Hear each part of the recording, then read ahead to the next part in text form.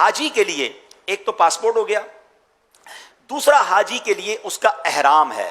احرام آپ نے اچھی کوالٹی کا لینا ہے۔ احرام طرح طرح کے ملتے ہیں، احرام کوالٹی اسی وقت چیک کر لیں۔ کچھ لوگ پتہ کیا غلطی کرتے ہیں، احرام لیا، اس کو پیک اپنے بیگ میں رکھ لیا، کھولا بھی نہیں، اور اس کے بعد جس دن باندھنا ہے اس دن کھولا۔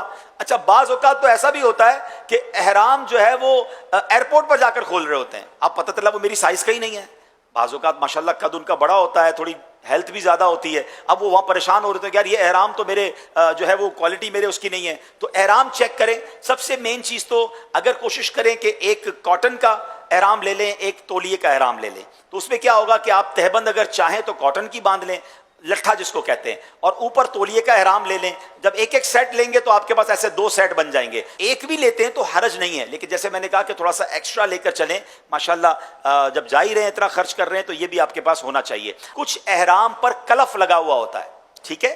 اب جب کلف لگا ہوا ہوگا اور خاص طور پہ لٹھے پر، تو بیسٹ یہ ہے کہ اس کو گھر میں دھو لیں اور اس کو سافٹ کر لیں۔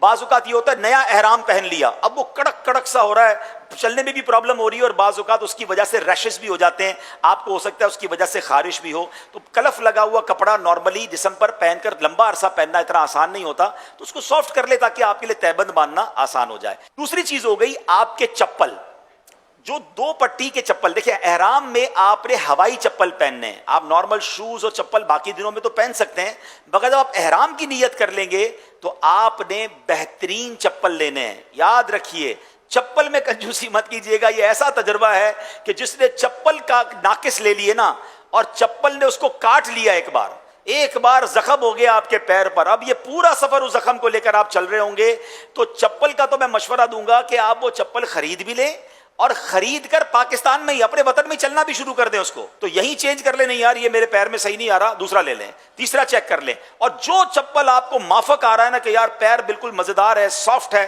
اب ایسے کم از کم 1-2 لے لیں یا 3 لے لیں، کیونکہ وہاں کھو بھی سکتے ہیں۔ تو چپل اچھی خریدیں، احرام اچھا خریدیں، اور تیسرا آپ نے بیگ اچھا خریدنا ہے، ٹھیک ہے؟ بیگ کیوں اچھا خریدنا ہے؟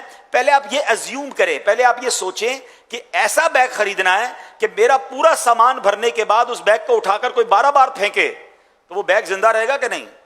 ایسا بیگ، کیونکہ آپ کہیں گے کون پھینکے گا میرے بیگ کو، بھائی میں تو سینے سے لگا کے رکھوں گا۔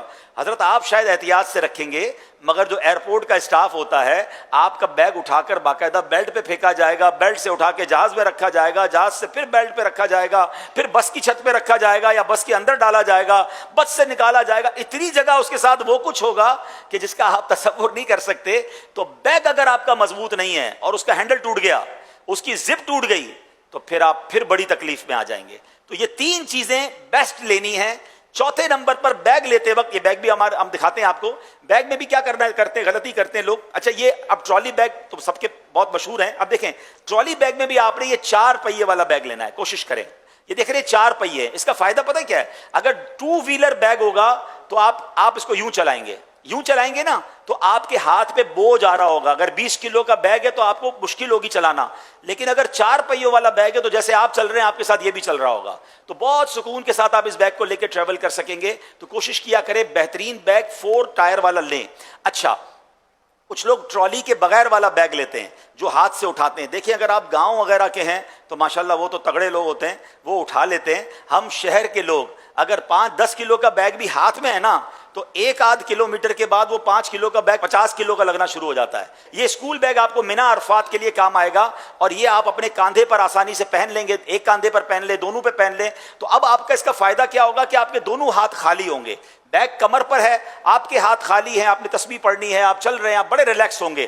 ہاتھ میں مینا عرفات کا بیگ لے کے جائیں گے تو وہ بھی آپ کے لیے ڈیفیکلٹ ہو سکتا ہے۔ اچھا اسکول بیگ میں بھی ایک کوشش کریں کہ بیگ ایسا لیں جس کے جو کاندھے ہیں نا اس پہ فوم لگا ہوا ہو۔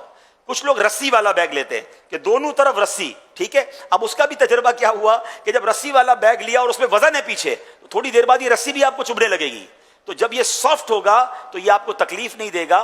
تو انشاءاللہ آپ یہ دیکھیں نا، آپ کہیں گے یار یہ مہنگے مہنگے خرچے کروا رہے ہیں، اس نیت سے لیں کہ انشاءاللہ ان تمام چیزوں کے ساتھ کم از کم 12 بار مدینے جاؤں گا انشاءاللہ، تو یہ پھر کام آ جائے گا، آپ کے ساتھ بار بار جائے گا، تو خرچہ یہ آپ کو وصول ہے، ورنہ یہ وہ کنجوسی ہے کہ جس کی وجہ سے آگے جا کے ڈیفیکلٹی ہو جائے گی۔ تو یہ 3-4 چیزیں بیسٹ لینے کی کوشش کریں۔